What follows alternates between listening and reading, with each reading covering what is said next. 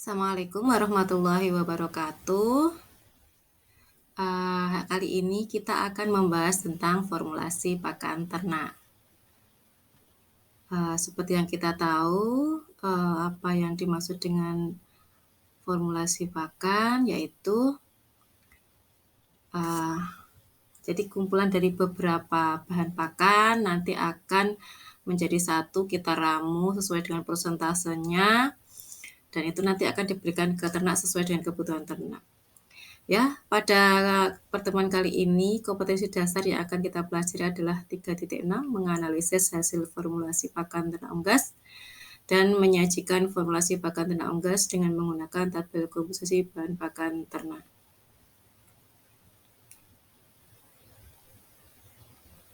Nah, apa itu yang dimaksud dengan formulasi ransum? Jadi formulasi ransum itu adalah cara untuk meramu bahan-bahan pakan ternak yang nanti diramu sedemikian rupa untuk memenuhi kebutuhan ternak sesuai dengan tingkat produksi yang diinginkan. Jadi ransum itu terdiri dari beberapa bahan pakan yang nanti disusun sesuai dengan kebutuhan ternak dengan masing-masing fasenya. Untuk ternak unggas ada fase starter, ada fase grower, dan fase finisher ataupun fase layer. Nah, sebelum kita membuat formulasi ransum, hal yang pertama adalah kita harus tahu bahan pakan itu bahan pakan apa saja yang bisa digunakan untuk ternak, pakan ternak ya. Yang pertama kita harus mengetahui syaratnya bahan pakan, yaitu tidak bersaing dengan kebutuhan manusia, dalam arti bahan pakan tersebut tidak digunakan sebagai memenuhi kebutuhan pokok manusia, yaitu untuk makanan manusia. Contoh misalkan kita biasa makan nasi. Nah, nasi itu kita peroleh dari beras. Berarti beras itu tidak bisa digunakan sebagai pakan ternak karena digunakan oleh manusia. Namun sisa makanan nasi yang tidak terpakai atau disebut dengan nasi aking, nasi kering yang sudah tidak digunakan manusia itu bisa digunakan untuk pakan. Yang kedua, memperhatikan kontinuitas bahan pakan atau melimpah sepanjang waktu. Jadi ketersediaan dari bahan pakan tersebut selalu ada. Jadi sewaktu kita pakai, kemudian selanjutnya digunakan, nanti juga bisa dipakai lagi atau tersedia lagi. Jadi tidak kadang ada ataupun tidak ada itu tidak bisa menjadi syarat yang harus dipenuhi oleh pakan. Yang ketiga, harga berdasarkan kandungan nutrisi yang murah.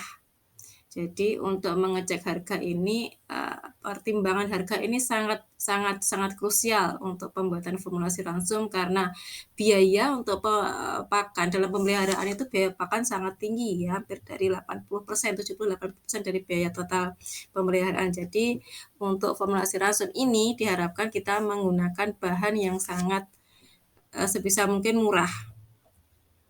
Memiliki kandungan nutrisi bahan pakan. Jadi dilihat juga komposisi nutrisi dari bahan pakan tersebut seperti apa, karena itu nanti akan mempengaruhi persentase penggunaan dalam formulasi ransum. Berikutnya adalah metode formulasi ransum. Metode formulasi ransum ini yang pertama adalah metode bujur sangkar atau Poisson square. Metode ini biasa digunakan untuk menghitung dua bahan dengan satu kebutuhan nutrisi yang dihitung. Jadi apakah menggunakan bahan pakan lebih dari 2 tidak bisa? Bisa, tapi nanti akan mengulang-ulang lagi ya. Jadi untuk perhitungannya secara dasar itu menggunakan 2 bahan pakan.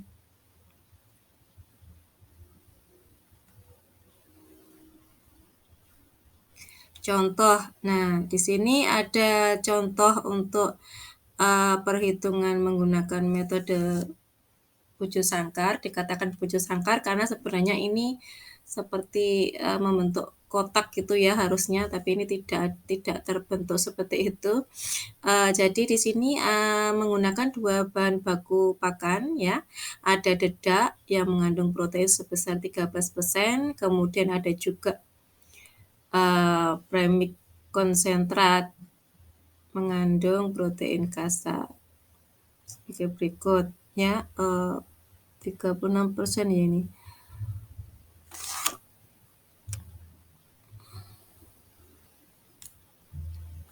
Ya. Jadi protein dedaknya 13%, kemudian premik konsentratnya itu 36%. Sedangkan kebutuhan protein yang diharapkan untuk membuat ransum itu adalah 16%. Dengan cara seperti ini, yang pertama adalah nanti kita hitung untuk dedak ini dari kandungan proteinnya 13%, itu nanti kita selisihkan atau kita kurangi dengan protein yang dibutuhkan. Jadi 16 dikurangi 13 ketemu 3. Kemudian untuk konsentrat itu nanti juga sama. Jadi kandungannya 36 dari konsentrat proteinnya dikurangi dengan 16 kebutuhan hingga ditemukan 20. 20 hasil selisih dari protein dedak dan konsentrat ini dijumlahkan ketemu 23. Angka 23 ini nanti digunakan sebagai pembagi untuk mengetahui prosentase atau bagian dari masing-masing bahan pakan. Dari dedak itu didapatkan 20, sehingga 20 itu nanti dibagi dengan 23 ya, dikalikan 100, nanti akan ketemu 87 bagian. Kemudian untuk konsentrat juga sama, 3 didapatkan dari 3 hitungan dari konsentrat, kemudian dibagi dengan 23 dikalikan 100 ketemu 13 bagian.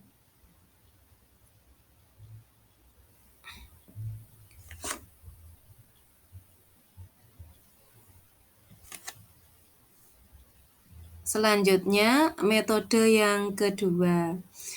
Metode yang kedua ini banyak sekali digunakan dan sudah banyak yang menggunakan. Metode coba-coba atau trial and error. Metode ini sangat mudah sekali diaplikasikan karena bisa menggunakan Excel ataupun menggunakan banyak fitur-fitur di Play Store itu yang seperti Fit Agrina, kemudian Fit Smart Fit itu juga bisa menghitung dengan dasar metode coba-coba ini. Nah, untuk langkah-langkahnya untuk metode coba-coba ini contoh soalnya. Yang pertama, cadangkan 2% untuk mineral dan vitamin untuk pakan ayam petelur dewasa. Jadi ini untuk membuat pakan ayam petelur dewasa. Jadi memang untuk mineral dan vitamin itu memang rentangnya sekitar mulai dari 5% sampai 10%. Kemudian langkah yang kedua, pada langkah kedua ini menggunakan persentase minimum dalam pakan, misal tepung darah sebanyak 2%. Jadi tiap bahan pakan itu memang memiliki batasan penggunaan masing-masing, tidak sama ya. Jadi misalkan contohnya untuk dedak itu untuk ternak broiler finisher itu mungkin bisa sampai 50%, tapi nanti untuk starter beda lagi.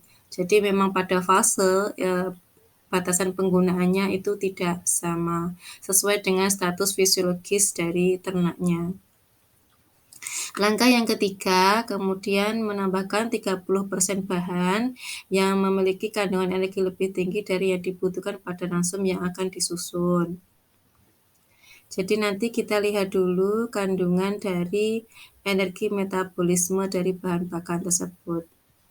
Jadi intinya di batasan bahan pakan itu menjadi pertimbangan. Kemudian langkah yang keempat, menambahkan 18 bahan yang memiliki kandungan protein lebih tinggi dari protein yang dibutuhkan.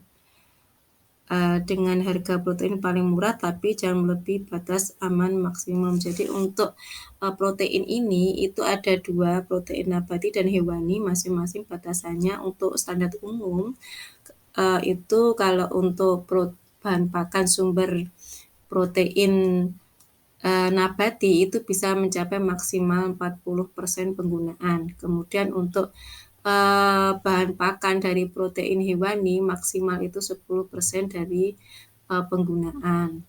Namun hal tersebut bisa juga berubah tergantung dari karakteristik dari bahan baku pakan yang akan dipakai. Selanjutnya langkah yang kelima yaitu menambahkan sejumlah persentase bahan pakan energi ya berbahan pakan dengan total kebutuhan nutrisinya.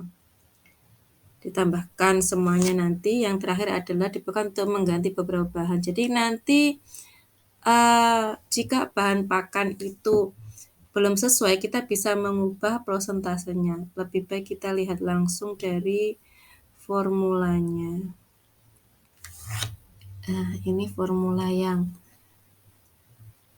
diperoleh ya. Jadi di sini menggunakan bahan yang pertama adalah premix, kemudian onggok, jagung, dedak padi, minyak sawit, bungkil biji kapas, bungkil kedelai, tepung ikan, tepung darah. Dari formulanya ini ya, untuk premix dia menggunakan hanya 1 saja, onggoknya 5, kemudian jagungnya 30, dedak padi 24, minyak sawitnya 7, bungkil biji kapasnya 5, bungkil kedelainya 20, tepung ikannya 6, tepung darah 2. Tepung darah 2 ini karena ada batasan penggunaan. Tepung ikan kalau lihat di sini hanya 6 karena maksimal 10. Kemudian proteinnya. Jadi untuk proteinnya di sini untuk menghitungnya itu caranya sama ya. Di sini sudah saya tulis cara menghitungnya. Jadi karena premix mineral di sini tidak terdapat kandungan protein, maka di sini untuk proteinnya itu saya buat 0%. Ya, jadi 0/100, 0% kalikan 0 ketemunya 0. Jadi dia tidak memiliki kandungan protein. Kemudian juga sama untuk premix mineral ini dia tidak memiliki kandungan energi metabolisme sehingga nilainya juga 0. Tetapi beda lagi dengan kandungan kalsium dan fosfor karena di sini adalah sumber mineral dengan kandungan kalsiumnya 48%, maka akan ditentukan 0,48%. Dan untuk fosfornya 15%. Kemudian di sini untuk onggoknya ya, onggoknya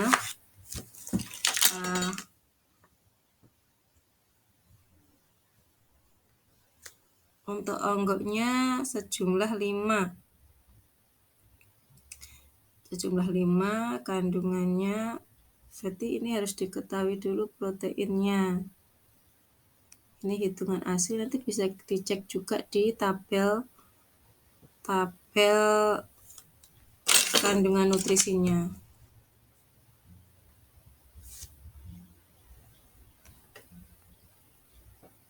Jadi sebelum menggunakan atau menghitung pakan harus disiapkan tabel kebutuhan nutrisi dari pakan tersebut. Jadi harus tahu kandungan proteinnya onggok berapa, kemudian kandungan energinya berapa, kandungan kalsium dan fosfornya berapa.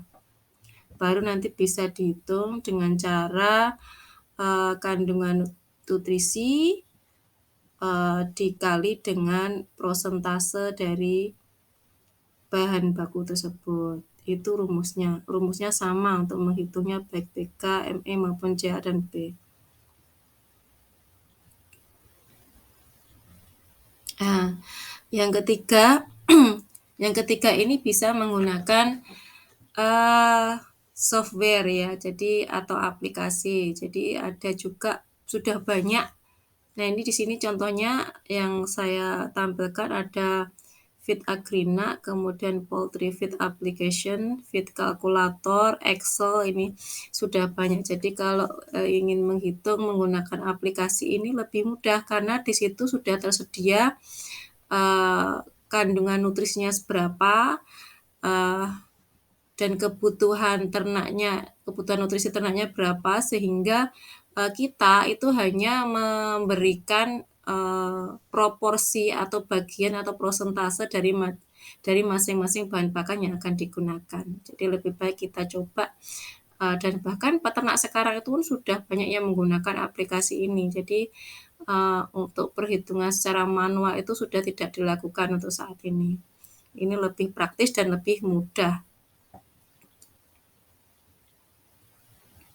Demikianlah, materi kita kali ini, semoga bermanfaat. Untuk lebih jelasnya nanti kita bisa, mencobanya untuk membuat formulasi langsung sesuai dengan yang kita harapkan. Terima kasih. Wassalamualaikum warahmatullahi wabarakatuh.